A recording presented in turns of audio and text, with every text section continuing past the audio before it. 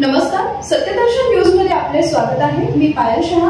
एक नजर टाकूया आजच्या ठळक घडामोडीवर। सोलापुरात जलसंपदा मंत्री राधाकृष्ण विखे पाटलांच्या समोर जिल्ह्यातील नेत्यांनी केली मागणी। उजनी प्रकल्पाच्या कालवा सल्लागार समितीच्या बैठकीत जलसंपदा मंत्री विखे पाटील मार्गदर्शन करत होते। यावेळी खासदार प्रणिती शिंदे, धैर्यशील मोहिते पाटील, आमदार सर्वश्री सुभाष देशमुख, देवेंद्र कोटे, समाधान अवताडे, राजू खरे, अभिजित पाटील, नारायण पाटील, उत्तम जानकर, जिल्हाधिकारी कुमार आशीर्वाद, संचालक अतुल कपोले, आयुक्त शीतल तेरी उगले, सीईओ कुलदीप जंगम, सचिव सुसा खांडेकर, धीरज साळी, उपायुक्त संदीप कारंजे, उपजिल्हाधिकारी अमृत नाटेकर, उपजिल्हाधिकारी संतोष कुमार देशमुख यांच्यासह जलसंपदा विभागाचे अन्य अधिकारी व कालवा सल्लागार समितीचे अशासकीय सदस्य उपस्थित होते। यावेळी जलसंपदा मंत्री राधाकृष्ण विखे पाटील यांनी धरणात पाणी उपलब्ध आहे म्हणून पाण्याची उधळपट्टी अजिबात करू नये, तसेच सोडलेल्या आवर्तनातून पाण्याची बचत करावी असे आवाहन केले। माननीय मुख्यमंत्र्यांनी अतिशय सुस्पष्ट भाषेत सांगितले जी काही त्यासाठी एसआयटी नेमलेली आहे, जे काही आरोपी जे आहेत कराड असतील किंवा कुणी असू दे, त्याला कुठे व्यापीपण त्याचा प्रश्न नाही आहे।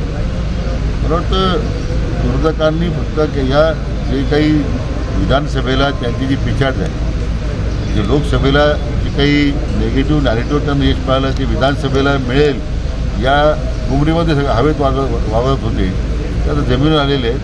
लोकांनी त्यांची धुबीपछाड केलेली आहे म्हणून ते परत काहीतरी कारणं शोधत आहे स्वतःचं अस्तित्व टिकवण्यासाठी। याच्या पलीकडे मला याच्यात काही आरोपात तथ्य दिसत नाही। विशेष एक असा आहे की आज सामनाच्या लेखामधून संपादकीय लेखामध्ये देवेंद्र फडणवीसांचं खूप कौतुक करण्यात आलेलं आहे की त्यांनी जसं पाऊल टाकलेलं आहे कौतुकास्पद आणि सामनाच्या भूमिकेत स्वागतच आहे। बीडच्या पालकमंत्रीपदासाठी लोक जे स्थानिक प्रतिनिधी आहेत ते म्हणतात की त्यांच्या मुलांना पालकमंत्रीपद नाही दिलं पाहिजे, उलट मुख्यमंत्र्यांनी किंवा अजितदादांनी पालकमंत्रीपद घेतलं पाहिजे। तो तिन्ही पक्ष नेत्यांपासून निर्णय करायचा, ते भाषण त्यांच्या राजीनाम्याची कोणी राजीनामा मागितला म्हणून गेला पाहिजे असं नाही आहे। सत्य काय आहे, वास्तव काय आहे म्हणून ते एसआयटी नेमले ना। IG रँकचा एक वरिष्ठ अधिकारी आहे की एसआयटी 10 अधिकाऱ्यांची नेमलेली आहे। अहवाल येईल सरकारकडे, तो अहवाल तर पब्लिक डोमेनमध्ये येणार आहे। आमदार समाधान अवताडे यांनी सोलापूर जिल्ह्याला या हंगामात पाण्याचे 5 आवर्तन सोडण्याची मागणी केली। मंत्री होते त्यावेळेला 5 आवर्तनं या ठिकाणी देण्याचं काम आत्तापर्यंत हाही इतिहास विखे पाटील साहेबांनी केला। त्याच्यासाठी आणि आजची बैठक घेतली या दोन्ही कारणासाठी त्यांचा अभिनंदनाचा ठराव त्या ठिकाणी मी मांडला आणि तो सर्वांनी एकमताने त्या ठिकाणी त्याला मान्यता दिली आणि तो ठराव पारित केला। आणि आज या बैठकीमध्ये पाण्याचं नियोजन योग्य पद्धतीनं व्हावं, 100% धरण भरलेलं आहे, सर्वांना योग्य पद्धतीनं पाणी मिळलं पाहिजे। टेल टू हेड या नियमाखाली सर्व म्हणजे जे शेवटला गाव आहे तर शेवटच्या गावांना पहिल्यांदा पाणी आणि नंतर वरच्या गावांना पाणी, अशा पद्धतीचं पाण्याचं नियोजन करण्याचंही ठरलं। आणि येणाऱ्या फेब्रुवारीमध्ये हे एक आवर्तन झाल्यानंतर फेब्रुवारीची अजून एकदा बैठक होईल आणि त्यावेळेला अजून पाण्याचं नियोजन केलं जाईल।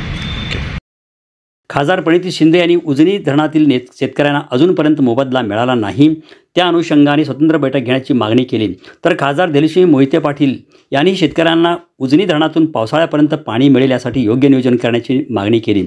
आमदार सचिन कलिंगशेट्टी यांनी अक्कलकोट विधानसभा मतदारसंघातील एकरूप पाणी पुरवठा योजनेत पुरेसे पाणी उपलब्ध करून देण्याची मागणी केली। माजी आमदार हर्षवर्धन पाटील यांनी सिंचन आराखड्यातील तरतुदीप्रमाणे सर्वांना समप्रमाणात पाणी देण्याची मागणी केली। करमाळ्याचे आमदार नारायण पाटील यांनी करमाळा तालुक्याला पुरेसे पाणी मिळावे, तसेच उजनी प्रकल्पातून पावसाळ्यातून वाहून जाणारे अतिरिक्त पाणी उचल म्हणून करमाळा तालुक्याला उपलब्ध करण्याच्या दृष्टीने विचार करावा असे सांगितले। आमदार अभिजित पाटील यांनी सीना माडा सिंचन योजनेअंतर्गत माडा तालुक्यातील 4 गावांना पाणीपुरवठा करावा, यासाठी प्रकल्पातून फक्त 800 मीटर पाईपलाईनची आवश्यकता असून ती पाईपलाईन टाकून द्यावी अशी मागणी केली। तर समितीचे अशासकीय सदस्य यांनी भीमा नदीला कालव्याचा दर्जा द्यावा, कारण सोलापूर महापालिकेचे पाईपलाईनचे काम पूर्ण झाल्यानंतर भीमा नदी प्रवाही राहील, या दृष्टीने विचार करावा अशी मागणी त्यांनी केली।